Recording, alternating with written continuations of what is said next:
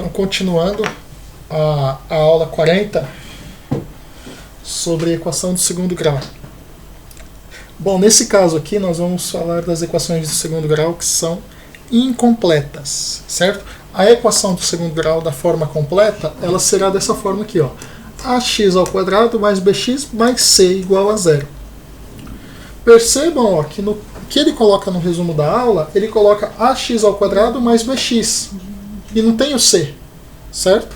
Então, se está só ax ao quadrado mais bx, significa que a equação é incompleta. O que ele faz nessa passagem aqui? Ó, que nós vimos na apostila módulo 1 sobre fatoração. Ele fatorou colocando o fator comum em evidência aqui. Ó. Quem é o fator comum dessas duas? O x, certo? Ax ao quadrado mais bx. Então, colocando o fator comum, que é o x, em evidência, abre parênteses, multiplica por ax mais b. Então, ele fez uma fatoração. A outra fatoração que ele coloca é a que nós vimos que é a diferença de quadrados, né? A ao quadrado menos b ao quadrado equivale a dizer a menos b vezes a mais b. Então, por enquanto, né, eu estou falando de revisão sobre fatoração que nós vimos na apostila módulo 1. Aí como que faz para resolver as equações de segundo grau? Pessoal, só lembrando que a equação do segundo grau, ela pode ter ela pode ser que ela não tenha nenhuma raiz, certo? Ou seja, o conjunto verdade vai ser vazio. Que ela tenha uma raiz, que é chamada raiz dupla, ou que ela tenha duas raízes reais e distintas, certo? Equação do segundo grau, duas raízes. Equação de terceiro grau, três raízes. Essas raízes que nós falamos são o máximo de raízes que elas podem ter, ok?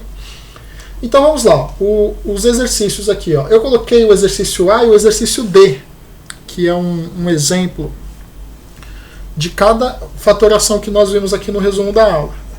A primeira, ó, x ao quadrado menos 16x igual a zero. Novamente, ó, quem é o fator comum aqui comparando o que ele colocou no resumo da aula? O fator comum é o x. Colocando o x, que é o fator comum em evidência, abre parênteses, certo? X multiplica por x, que daria x ao quadrado, x vezes menos 16, que daria menos 16x. Logo, então, aqui eu tenho o quê? Que a raiz, nesse caso aqui, eu tenho uma multiplicação, certo? Está igualando a zero. X vezes x menos 16 igual a zero. Ou seja, a multiplicação de dois números resulta em zero. Para que isso ocorra, um dos dois números tem que ser zero. Certo? Se você vai multiplicar dois números e o resultado é zero, obviamente que um dos dois deve ser zero. Então a primeira situação aqui é o primeiro x, que eu já estou falando que é igual a zero. Ou a segunda situação da multiplicação, que é o x menos 16 igual a zero. E para que x menos 16 seja igual a zero, x tem que ser igual a 16. Então chegou aqui, eu tenho as duas raízes, o 0 e o 16. Então o conjunto verdade da equação é 0 e 16. Certo? Geralmente, pessoal, aqui, ó, quando nós temos essa fatoração, geralmente uma das raízes vai ser zero, certo? Quando você coloca o x em evidência aqui, como foi o caso do primeiro exemplo do resumo da aula. Agora eu fiz a D, que é x ao quadrado menos 64. Pessoal, só comparando aqui, ó, eu tenho x ao quadrado e o 64. Cuidado, ó, que aqui não é 64x, é apenas 64. Então eu não vou colocar o fator comum em evidência. Você só coloca o fator comum em evidência quando aparece o x duas vezes, certo? Então tomem cuidado com isso. X ao quadrado menos 64. O 64 ele é um quadrado perfeito. O 64 ele equivale a 8 ao quadrado, certo? Então eu tenho agora, ó, no lugar do A eu tenho x e no lugar do B eu tenho 8, comparando o que ele colocou no resumo da aula. Então, x ao quadrado menos 8 ao quadrado é igual a zero. Se x ao quadrado menos 8 ao quadrado é igual a zero é uma diferença de quadrados, então eu tenho x menos 8 vezes x mais 8, que resulta em zero. Tudo bem?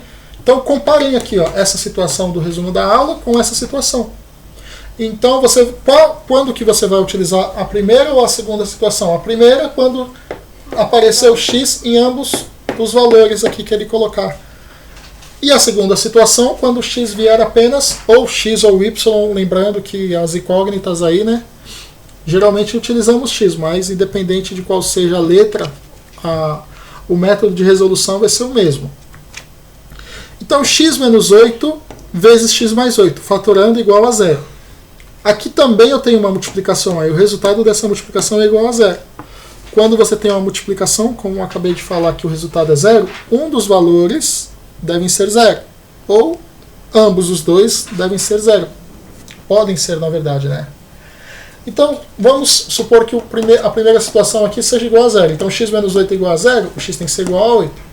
Ou a segunda situação, x mais 8 é igual a zero. Então, x igual a menos 8. Logo, o conjunto verdade disso daqui vai ser 8 para a primeira e menos 8 para a segunda. Certo?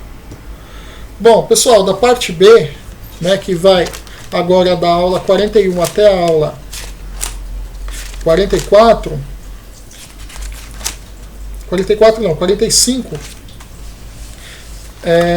ele fala muito das equivalências, né? Como eu havia falado para vocês na aula anterior, as equivalências elas servem apenas para mostrar como Bhaskara chegou na fórmula, certo? Na fórmula que ele utiliza para resolver a equação do segundo grau. Lembrando que esse método aqui, ó, eu só resolvo quando for incompleta. Se for completa, quando tiver o B e o C ao mesmo tempo na equação, aí não vai dar para resolver utilizando esse método de fatoração. Tudo bem? Então eu vou passar para vocês depois um PDF aí mostrando como Bhaskara chegou na fórmula. E não precisam de imediato, né, falar, professor, nós vamos resolver todas as aulas. Não, como eu falei para vocês. Vamos dar ênfase aí ao o que é mais importante, né? Não que não seja importante, mas no momento a ideia é que vocês resolvam os exercícios envolvendo a equação do segundo grau, tudo bem? É a mesma coisa da fórmula de Pitágoras, o teorema de Pitágoras que nós vimos. Tem um método que Pitágoras chegou ao teorema, porém, o importante é você saber utilizar o teorema. Certo, gente? Até mais.